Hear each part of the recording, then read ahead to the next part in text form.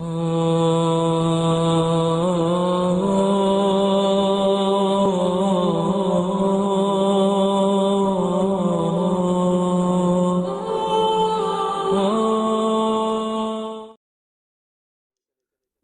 الَّذِينَ آمَنُوا،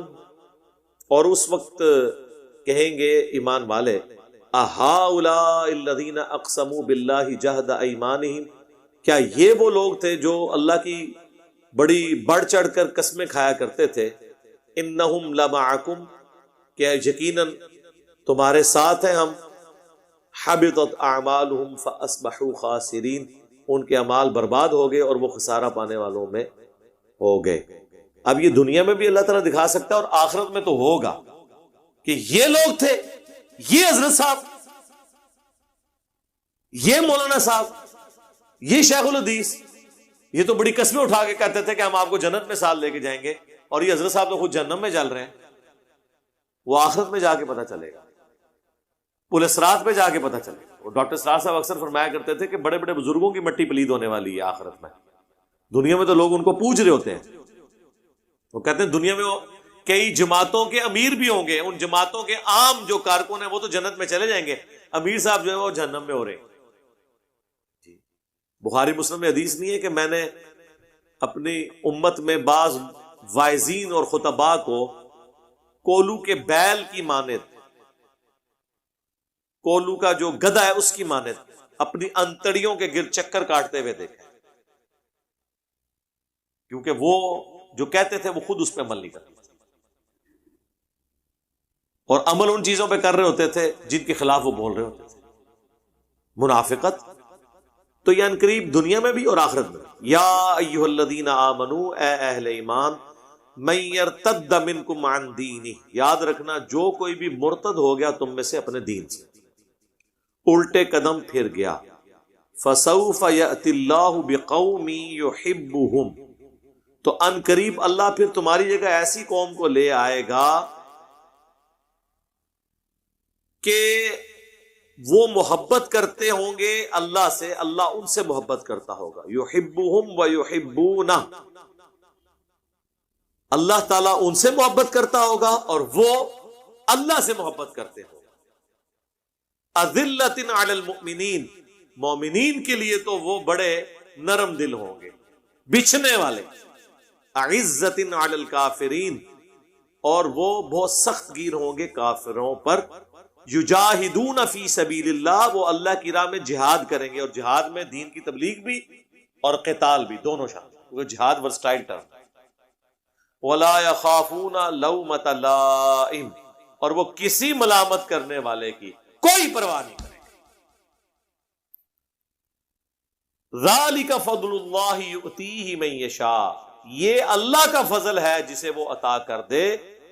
واللہ واسع علیم، اور اللہ تعالیٰ وسعت والا اور علم والا ہے۔ جناب یہ وہ چیز ہے جو صحابہ کرام کے دور میں بھی ہوئی اور آج تک یہ سلسلہ جاری ہے کہ اگر جس کو دین کی سمجھ آئی ہے وہ دین کا کام نہیں کرے گا تو اللہ تعالیٰ اس کو ہٹا کے نئی قوم لے آئے گا۔ صحابہ کرام کے زمانے میں آپ دیکھ لیں، حضور کی وفات کے بعد بخاری مسلم میں آتا ہے کئی قبائل مرتد ہو گئے، زکوٰۃ دینے سے انکاری ہو گئے، مسلمہ کذاب کے ساتھ مل گئے، لیکن کئی لوگوں نے حضور کی وفات کے بعد اسلام قبول کیا۔ قادسیہ اور یرموک میں ان لوگوں کی محنت کی وجہ سے اللہ نے کامیابیاں دی، یعنی اگر 8,500 لوگ قادسیہ میں شہید ہوئے ہیں تو اس میں تو چند ایک صحابہ تھے، باقی تو سارے تابعین تھے جنہوں نے حضور کو دیکھا بھی نہیں ہوا تھا، جو آپ کی وفات کے بعد ایمان لے کر آئے تھے۔ اور کئی وہ لوگ جو فتح مکہ پر ایمان لا کے حضور کو دیکھ کے صحابی ہو چکے تھے، وہ ان جنگوں میں شامل ہی نہیں ہوئے، وہ مرتد ہو گئے۔ تو اللہ نے ان کو ہٹا کر دوسرے لوگوں کو لے آئے، اور اللہ تعالیٰ پھر وہ ایسے لوگ ہوں گے اللہ ان سے محبت کرتا ہوگا، وہ اللہ سے محبت، اہل ایمان کے لیے نرم دل ہوں گے، کافروں پر سخت ہوں گے، اللہ کی راہ میں جہاد کریں گے، کسی ملامت کرنے والے کی ملامت کی پھر وہ پرواہ نہیں کریں گے۔ تم تو پھر کوئی رکھ رکھاؤ کرتے ہو نا، وہ بالکل ننگی تلوار ہو۔ اور آپ یہ دیکھ لیں آج کتنے غیر مسلم مسلمان ہوئے ہیں، مسلمان تو پھر تھوڑی لگی لپٹی علماء بات کرتے ہیں نا سچائی کی، وہ بالکل اسٹریٹ فارورڈ، اور کسی ملامت والے کی وہ ملامت کی پرواہ نہیں کرتے۔ کتنے انٹرنیشنل اسپیکر ہیں آپ دیکھیں، عبد الرحیم گرین انگلینڈ کے اندر،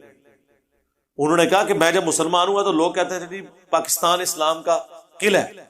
کہتے ہیں میں جب پاکستان آیا ہوں تو میں تو اس رنگ پہ پہنچا ہوں کہ یہ شرک کا گڑھ ہے۔ اب یہ بات تو پاکستان کے اہل حدیث نہیں کہہ سکتے کہ پاکستان جو ہے شرک کا گڑھ ہے، کیونکہ انہوں نے یہاں رہنا ہے، اس کو کوئی پرواہ نہیں۔ انہوں نے کہا بھائی جو ہے میں وہ بات کروں گا، اگر میں کرسچینٹی کا شرک چھوڑ کے آیا ہوں تو اب میں نے یہاں آ کے شرک کرنا ہے؟ بلکہ انگلینڈ تو خود شرک کا گڑھ بنا ہوا ہے، جتنے پاکستان میں پیر موجود ہیں ان کی فرنچائزیز وہاں پہ موجود ہیں۔ ہمیں تو کئی ایک واقعات مطلب فرسٹ ہینڈ نالج کے پتہ ہے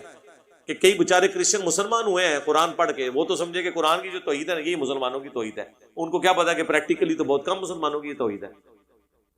میلاد کے مہینے میں وہ ایک گورا جو ہے مسلمان ہوا، نیو مسلم، وہ جا کے اس نے جمعہ ایک بریلویوں کی مسجد میں انگلینڈ میں پڑھا، اور وہ زمین و آسمان کی کتابیں اللہ کے نبی صلی اللہ علیہ وآلہ وسلم کے لیے ملا رہا تھا۔ اینڈ پہ اس نے مولانا صاحب سے پوچھا کہ حضرت یہ جو باتیں آپ کر رہے ہیں یہ کوئی تو حضرت عیسیٰ کے بارے میں کرتے تھے، جبکہ قرآن تو یہ باتیں نہیں کر رہا۔ اب ان کو کون بتائے کہ یہ جو علماء ہیں یہ ان کے ماننے والے یہ تو بابوں کے دین پہ ہیں، کتابوں کے دین پہ تو ہے ہی نہیں ہے، اور جو غیر مسلم مسلمان ہو رہے ہیں وہ تو کتابوں کی وجہ سے ہو رہے ہیں۔ جو ڈاکٹر اقبال نے کہا تھا میں نے تاریخ سے یہ سبق سیکھا ہے کہ کبھی مسلمانوں نے اسلام کی حفاظت نہیں کی ہے، یہ اسلام اور قرآن ہے جس نے مسلمانوں کی حفاظت کی ہے۔ تاتاریوں کا جو فتنہ تھا اس کے آگے کوئی بند نہیں باندھ سکا، اس طریقے سے انہوں نے ملیا میٹ کر کے رکھ دیا پوری دنیا کو، کوئی پاور نہیں ان کے آگے کھڑی ہوئی، سلطنت عباسیہ کو کچل کے رکھ دیا، کیا مسلمان کیا غیر مسلم، لیکن اس کو فتح کیا اسلام نے۔ وہی چنگیز خان کا پوتا مسلمان ہو گیا، کعبے کو مل گئے پاسما سنو خانے سے، اور آج سلطنت عثمانیہ جو اب 650 سال تک مسلمانوں کی حکومت ہے وہ ٹرک ہی ہے، ٹرک جو ہے وہ منگولوں کی اولاد ہے۔ یہاں پہ بھی آپ کو جو مغل نظر آ رہے ہیں جو 200-250-300 سال یہاں پہ حکومت، ٹرک ہی ہے۔ ہمارا مغلیہ خاندان ہے، منگولوں کی اولاد ہے، ہمارا کبھی دعویٰ نہیں ہے کہ عزیز جناب شروع تو ہی صحیح ہیں۔ تو اللہ تعالیٰ اٹھاتا ہے اپنے بندوں کو، کوئی فرق نہیں پڑتا اللہ کو۔ اللہ نے تو بخاری مسلم میں حدیث ہے اللہ فاسق سے بھی دین کا کام لے لیتا۔ تو پھر جو لوگ ادھر سے آتے ہیں نا، پھر وہ کسی ملامت کرنے والے کی ملامت کی پرواہ نہیں کرتے، وہ پھر جسے کہتے ہیں نا، یہ کہتے ہیں نا ٹنا ٹن سنی، وہ ٹنا ٹن مسلم ہوتے ہیں۔ یہ لوگ کہتے ہیں تھوڑا سا کمپرومائز کریں، ذرا ہاتھ ہلا رکھیں، یہ وہ قرآن تو کچھ اور ہی بات کر رہا ہے۔ قرآن تو صحابہ کرام کو کہہ رہا ہے کہ اگر تم میں سے کوئی دین سے پھر گیا تو یاد رکھنا اللہ پھر ایسی قوم لائے گا کہ وہ دین سے پھرنے کے اسباب کیا ہو سکتے ہیں جو آگے بتائے گئے ہیں، کہ وہ کسی ملامت کرنے والے کی پھر ملامت کی پرواہ نہیں کریں گے۔ یہاں پہ بھی آپ دیکھیں کتنے لوگ ہیں جو وقتی منفعت کی خاطر اپنا مسلک بدل لیتے ہیں، اپنے نظریات بدل لیتے ہیں، کوئی ڈر کے بدل لیتا ہے، کوئی پیسے کی لالچ میں بدل لیتا ہے، کوئی فیملی پریشر کی وجہ سے۔ لیکن اللہ تعالیٰ ہمارا ہے کہ جب ہم کسی کو مسلط کریں گے نا پھر تم لوگوں کے اوپر، پھر وہ کسی ملامت کرنے والے کی ملامت کی پرواہ نہیں کریں گے۔ اور یقیناً ایسے لوگوں نے پھر ثابت کیا جی، حقیقت بات ہے، ایسے انہوں نے اپنے معاملات سیدھے کیے ہیں کہ میں کہتا ہوں کہ بعض تابعین کی ایسی غیر معمولی خدمات ہیں دین کے لیے جہاد کے طور پر کہ شاید کئی اصحاب کی اس طرح کی کنٹریبیوشن نہیں ہوگی۔ باقی ہم مرتبے کو اس وقت ڈسکس نہیں کر رہے، میں کنٹریبیوشن کی بات کر رہا ہوں۔